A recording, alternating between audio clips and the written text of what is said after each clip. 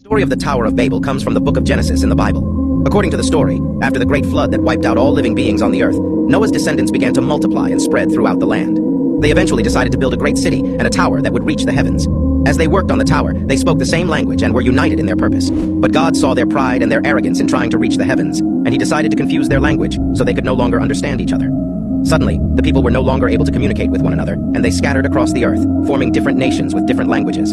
The tower was left unfinished, and the city was named Babel, which means confusion. The story of the Tower of Babel teaches us a valuable lesson about the dangers of pride and arrogance. The people in the story believed they could accomplish anything if they worked together, but they forgot that God is the ultimate authority, and that they should not challenge his power.